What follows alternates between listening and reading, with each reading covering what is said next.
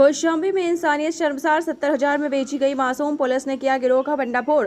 कौशाम्बी की कोखराज पुलिस ने नाबालिग लड़कियों की खरीद फरोख्त करने वाले एक बड़े अंतर्राज्यीय गिरोह का पर्दाफाश किया है। पुलिस ने 2 औरतों समेत 5 मुलजिमों को गिरफ्तार किया है, जो मासूम बच्चियों को बहला फुसला कर अगवा करते थे और उन्हें मोटी रकम में बेच देते थे। 25 मार्च को शख्स ने अपनी नाबालिग बेटी के गायब होने की तहरीर दी। एसपी सत्यनारायण के आदेश पर गठित टीम ने सर्विलांस की मदद से लड़की को कासगंज से सकुशल बरामद कर लिया। जांच में खौफनाक सच सामने आया है। मासूम को महज 17,000 रुपए में बेचकर उसकी जबरन शादी करा दी गई।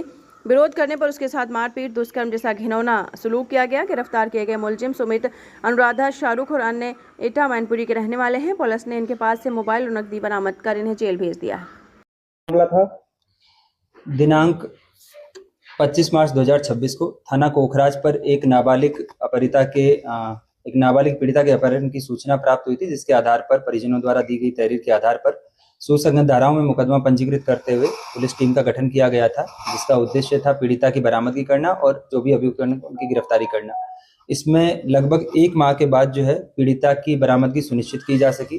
पीड़िता से जब पूछताछ की गई, उसके साथ क्या वाकया हुआ, 1 महीने वो लगभग कहाँ रही, और फिर उसके बाद में जब उसका माननीय न्यायालय के समक्ष बयान कराया गया तो ये तथ्य प्रकाश में आए कि ये यहाँ से जो है जब अपने घर वालों से किसी डांट डपटने की वजह से नाराज होकर कानपुर चली गई थी ट्रेन में बैठ के, और फिर वहां उसके उपरांत वहां पे एक महिला और एक पुरुष द्वारा पहले इसको ट्रैप किया गया, 3-4 दिन तक अपने पास रखा गया और फिर उसके बाद में 2 अन्य व्यक्तियों को बेच दिया गया और फिर उसके उपरांत और उन्होंने 3-4 दिन अपने पास रखने तथा दुष्कर्म करने के उपरांत इसमें जो और एक सुमित नाम का अभियुक्त है, इससे इसकी शादी करवाई गई, जिसमें जो सुमित की छोटी बहन अनुराधा है उसने भी उसका सहयोग किया गया।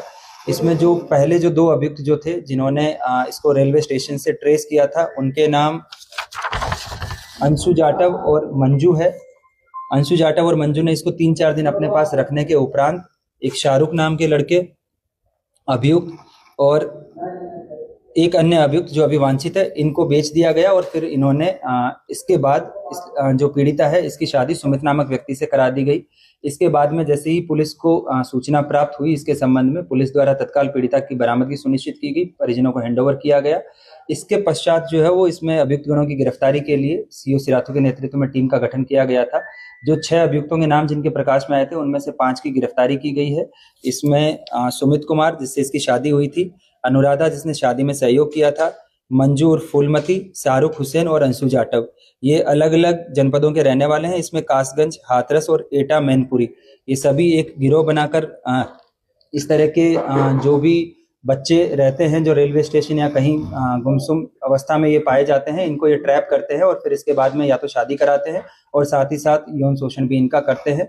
पुलिस द्वारा जो अन्य वांछित अभियुक्त है उसकी गिरफ्तारी के लिए भी लगातार प्रयास किए जा रहे हैं तथा इनको जो समक्ष अभियुक्त जो पकड़े गए हैं इनको माननीय न्यायालय के समक्ष प्रस्तुत किया जा रहा है। कितने लोगों को लगा है? इसमें जितने भी पुरुष अभियुक्त हैं इन पे रेप का आरोप भी लगाए गए हैं तथा इसमें गहराई से और भी विवेचना की जा रही है। इसमें जितने भी अभियुक्त हैं इनके आपस के फॉरवर्ड एंड बैकवर्ड लिंकेजेस देखे जा रहे हैं कि ये किस किस से कनेक्टेड हैं और इस लेवल पे इन्होंने किस लेवल पे जो है और अन्य अपराध भी किए हैं या कहीं और भी इनकी संलिप्तता है या नहीं है, इसके संबंध में गहराई से इसकी विवेचना की जा रही है। सर, इससे पहले भी और कई घटना हुई इस तरह की, तो क्या कोई गैंग सक्रिय है यहाँ पे?